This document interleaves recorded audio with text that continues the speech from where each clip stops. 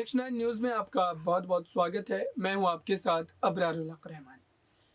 भारत जोड़ो यात्रा का हिस्सा रहे कन्हैया कुमार इस वक्त जिस तरीके से सक्रिय नजर आ रहे हैं राजनीति की तमाम बातों को लेकर, केंद्र सरकार पर जिस तरीके से वो सवालों के गोले दागते हैं और फिर आप कह सकते हैं कि अब उन्होंने कम्युनिस्ट पार्टी का जो उनके ऊपर छाप था उसको पूरी तरीके से धो दिया। भारत जोड़ो यात्रा में जितनी मेहनत के साथ वो शुरू से लेकर के आखिर तक यात्रा का हिस्सा रहे, इस बीच उनके द्वारा क्या सारी बातें कही गई है वो आप एक बार सुनिए। इसको लेकर भी आप लोगों को लग रहा है कि नहीं, इमोशन के अलावा इलेक्शन पर ही फोकस करना चाहिए। और दूसरा कि जब कश्मीर में खत्म होगा यात्रा तो क्या विपक्ष जोड़ो भी एक अभियान होगा भारत जोड़ो जैसा? सबसे पहली बात तो ये शुक्रिया, आपने सवाल पूछा। दिल्ली के नज़दीक आकर के भी लोग सवाल पूछ रहे हैं सर, ये अच्छी बात है। मुझे लगा दिल्ली के नज़दीक जाते जाते लोग सवाल नहीं पूछेंगे, क्योंकि दिल्ली में आजकल सवाल पूछना गुनाह है। सरकार को पसंद नहीं है सवाल पूछने वाले लोग। आपको बहुत धन्यवाद। दूसरा, आपने कहा कि इलेक्शन, देखिए प्रायोरिटी की बात है, इसको ना बार बार कंफ्यूज किया जाता है। ऐसा नहीं है कि हमारी पार्टी जो है इसके बाद जो है वो ब्रह्मचारियों की पार्टी हो जाएगी और हम चुनाव नहीं लड़ेंगे। दाढ़ी बढ़ गई है तो जो है सब लोग जो है अब चुनाव से जो है संन्यास ले लेंगे। ऐसा बिल्कुल भी नहीं है। हम देश की विपक्षी पार्टी हैं तो लोकतंत्र में भरोसा रखते हैं। देश का संविधान कांग्रेस पार्टी ने बनाया है, मल्टी पार्टी सिस्टम में बिलीव करती है, इलेक्शन में पार्टिसिपेट करती है, पार्लियामेंट्री पार्टी है, तो ऑब्वियसली चुनाव लड़ेंगे। फोकस कहने का ये मतलब है कि इलेक्शन जो है वो एक मुद्दा है। इसके अलावे जीवन में बहुत सारी ऐसी चीजें हैं जिसको लेकर के देश परेशान है। हम चाहते हैं कि सिर्फ चुनाव राजनीति का विमर्श नहीं हो, बल्कि चुनाव किस सवाल पे हो रहा है ना, वो जनता के सवाल हों, और जनता के वो सवाल जो हैं उसको पर हम फोकस रखना चाहते हैं।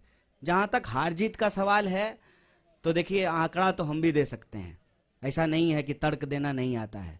बुद्ध ने घर छोड़ा, उस एक घटना को जो है दोनों के पक्ष में इस्तेमाल किया जा सकता है। तो उसी एक घटना को सन्यास के पक्ष में भी और गृहस्थ के भी पक्ष में, आंकड़े को अगर ठीक से देखेंगे तो हम भी कह सकते हैं कि हम तो हिमाचल का चुनाव जीत गए, एमसीडी का चुनाव जो है बीजेपी हार गई है, बाकी बहुत सारा बाय इलेक्शन हार गई है। इससे निकलेगा क्या? सवाल यह है कि चुनाव जब देश में हो रहा है तो 5 साल में चुनाव जब होते हैं तो 5 साल तो किसी कारण से, किसी रैशनैलिटी से बनाया गया है ना, कि उस 5 साल में सरकार का रिपोर्ट कार्ड देखा जाएगा। सरकार ने क्या काम किया है उसका अवलोकन करेगी जनता और दोबारा उसको मैंडेट देगी। आजकल हम लोग क्या देखते हैं कि सारे राजनीतिक विमर्श को जो है चुनावी परिणाम, और ये बड़ी शर्म की बात है और बड़ी बेशर्मी से लोग जो है टीवी स्टूडियो में बैठ करके बोलते हैं रिजल्ट आने के बाद।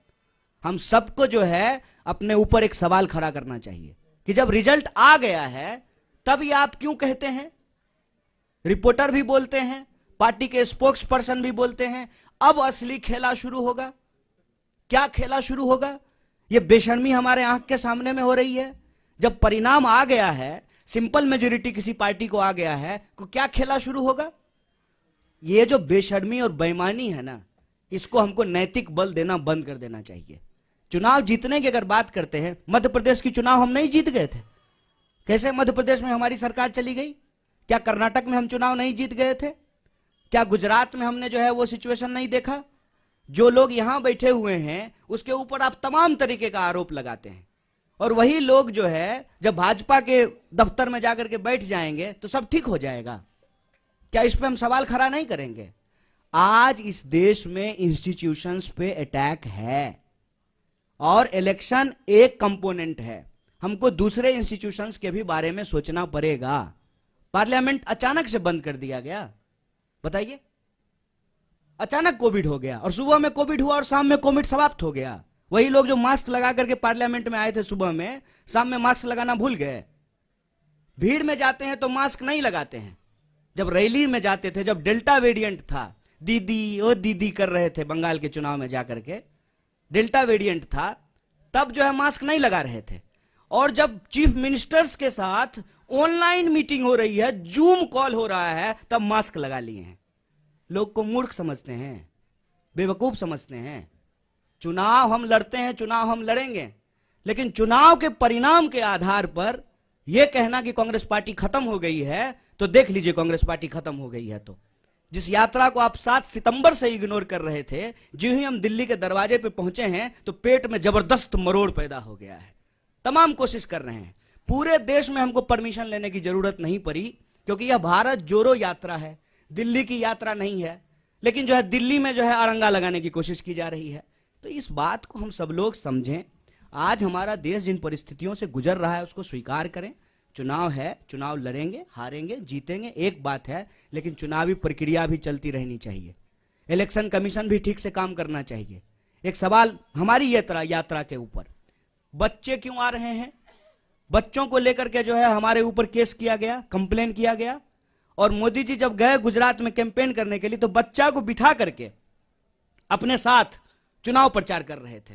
तब इलेक्शन कमीशन कहां चला गया? नियम कानून सबके लिए बराबर होगा ना। विपक्ष के लिए जो होगा वही सत्ता के लिए भी होगा। तो चुनाव के इर्द गिर्द विमर्श बना करके ना, हार जीत के इर्द गिर्द, और उस हार जीत में भी कोई नैतिकता नहीं है। जीती हुई पार्टी का विधायक खरीद करके सरकार बना लेना। जब तक यहां थे तो जो है देश विरोधी थे, हरियाणा में ऐसी। तो ये जो सवाल है इस पे हम लोगों को मुखरता से बोलना पड़ेगा। इलेक्शन से भाग नहीं रहे साहब, इलेक्शन हम भी जीते हैं और फिर भी जीतेंगे। इनको डर यही लग रहा है ना कि दिल अगर जीत लिया ना तो इस चुनाव कैसे हराएंगे। सारा सूटकेस जो है ना चाणक्य साहब का, वो घर में ही रखा रह जाएगा। एक बार जब लोग तय कर लेते हैं ना कि बिकेंगे नहीं, और जो लोग खरीदेंगे ना, आपको दिल्ली का एग्जाम्पल देना चाहते हैं। दिल्ली के भी प्रभारी हमारे बीच में मौजूद हैं। हमारे 2 लोगों को खरीदने की कोशिश की गई। ये चलन पैटर्न हो गया है। अब दूसरी पार्टियां भी ऐसा करना शुरू कर देगी। इस प्रवृत्ति पे हमको हमला करने की जरूरत है। उसके बाद आम लोग जाकर के घर घेर लिए। उसके बाद नहीं नहीं नहीं, हम लोग कहीं नहीं जा रहे, हम यहीं रह रहे हैं। जनता के अंदर वो चेतना जगाना, ये हमारी प्राथमिकता है। चुनाव भी होगा, लड़ेंगे भी और जीतेंगे भी।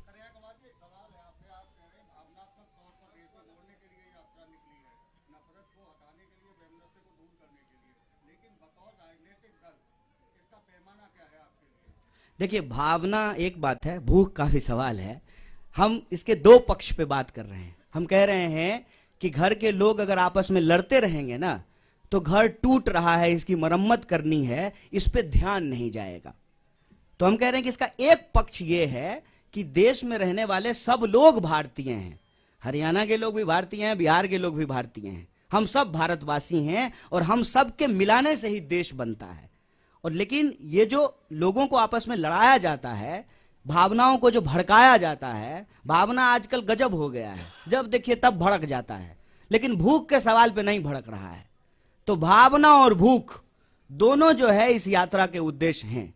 प्राइमरली अर्थशास्त्रियों ने भी यह कहना शुरू कर दिया है कि अगर देश में नफरत का माहौल रहेगा तो रोजी रोटी का सवाल गायब रहेगा। नफरत को कम करेंगे तभी रोजी रोटी के सवाल होंगे। अभी हमारे अध्यक्ष जी ने आपको बताया ना कि 32 बार जो है पेपर भर्ती घोटाला यहां हो चुका है, पेपर लीक हो चुका है, भर्तियां निकल नहीं रही है। इंडस्ट्रियल टाउन जो है वो बैरन लैंड में कन्वर्ट होना शुरू हो गए हैं। एमएसएमईज लगातार बंद हो रहे हैं। अगर ये हरियाणा का हालत है तो आप सोचिए कि बिहार में क्या हो रहा होगा। तो देश के लोगों के जो बुनियादी सवाल हैं उन सवालों पर राजनीतिक विमर्श हो, और ये तभी संभव हो पाएगा जब हम देश के लोग आपस में एक टीम की तरह काम करेंगे।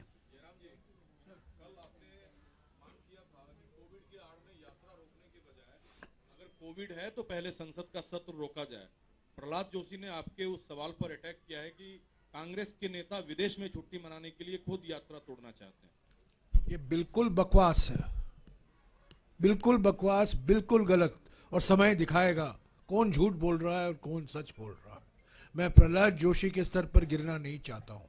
वो मंत्री हैं, वरिष्ठ मंत्री हैं, जिम्मेदार तरीके से उनको बोलना चाहिए। और जो पार्लियामेंट आज एडजर्न हुआ है उसका कारण भी जान लीजिए। जब पार्लियामेंट की शुरुआत हुई थी तब कई विपक्ष पार्टियों ने मांग की थी कि सरकार के पास कोई बिल्स नहीं है, एजेंडा नहीं है। आप 30 तारीख तक चलाना चाहते हैं, 29 तक चलाना चाहते हैं, तो 23 तारीख को आप एडजर्न कीजिए। ये मांग कांग्रेस पार्टी से नहीं, डीएमके से आया था, कई बीजेडी से आया था, कई क्षेत्रीय पार्टियों से आया था। पहले दिन से मांग हो रही है कि सरकार के पास कोई विधेयक ही नहीं है पारित कराने के लिए। तो बिजनेस नहीं है तो आप हाउस क्यों चला रहे हैं? अभी इनको एक बहाना मिल गया, कोविड एक बहाना बन गया इनके उनके लिए, और आज इन्होंने एडजर्न करा ली।